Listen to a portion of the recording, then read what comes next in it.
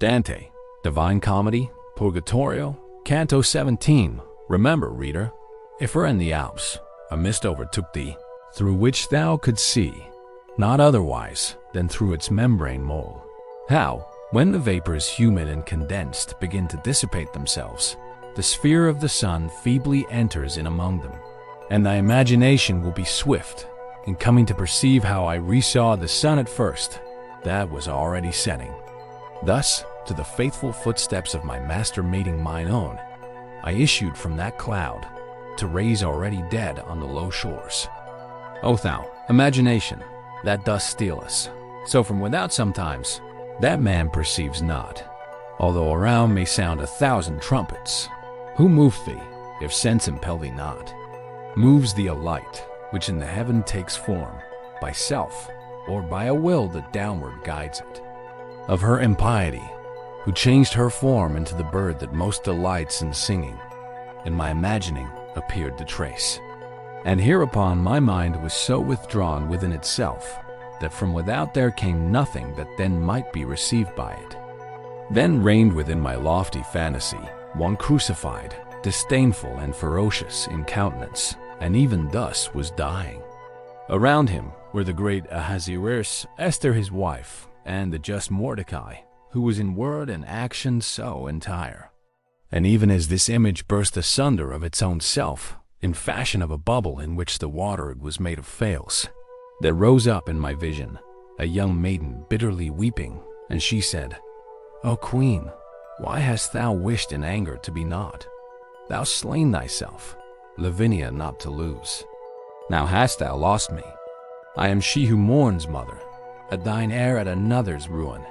A sleep is broken, when upon a sudden new light strikes in upon the eyelids closed, and broken quivers ere it dieth wholly.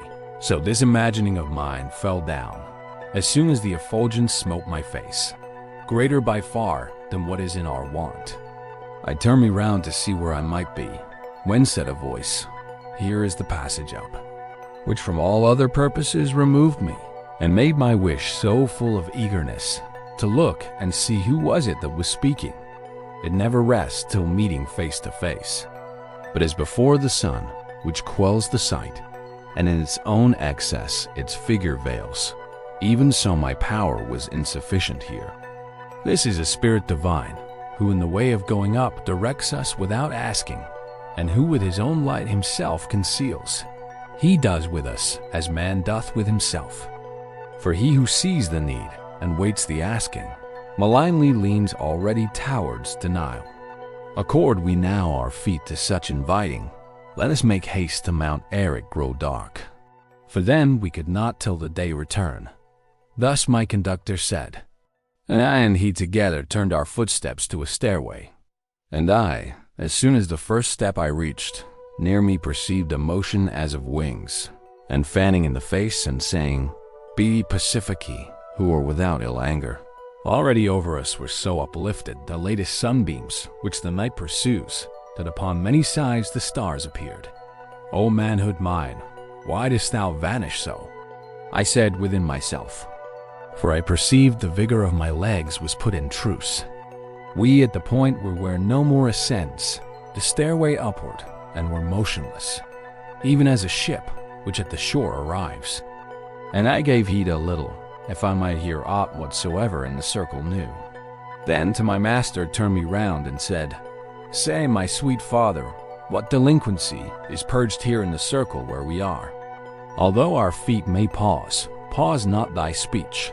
And he to me, the love of good, remiss in what it should have done, is here restored. Ere plied again the ill-belated oar, but still more openly to understand. Turn unto me thy mind, and thou shalt gather some profitable fruit from our delay. Neither creator nor a creature ever, son, he began, was destitute of love natural or spiritual, and thou knowest it. The natural was ever without error, but ere the other may by evil object, or by too much, or by too little vigor. While in the first it well directed is, and the second moderates itself, it cannot be the cause of sinful pleasure. But when to ill it turns, and, with more care or lesser than it ought, runs after good, against the Creator works his own creation. Hence thou mayst comprehend that love must be the seed within yourselves of every virtue and every act that merits punishment. Now, inasmuch as never from the welfare of its own subject can love turn its sight, from their own hatred all things are secure. And since we cannot think of any being standing alone, nor from the first divided, of hating him is all desire cut off. Hence, if, discriminating, I judge well, the evil that one loves is of one's neighbor, and this is born in three modes in your clay. There are who, by abasement of their neighbor, hope to excel, and therefore only long that from his greatness he may be cast down. There are who power, grace, honor, and renown fear they may lose because another rises. Thence are so sad that the reverse they love. And there are those whom injury seems to chafe, so that it makes them greedy for revenge, and such must needs shape out another's harm. This threefold love is wept for down below. Now the other will I have thee here, that runneth after good with measure faulty. Each one confusedly a good conceives, wherein the mind may rest, and longeth for it. Therefore, to overtake it each one strives. If languid love to look on this attract you, or in attaining unto it this cornice, after just penitence, torments you for it, there's other good that does not make man happy.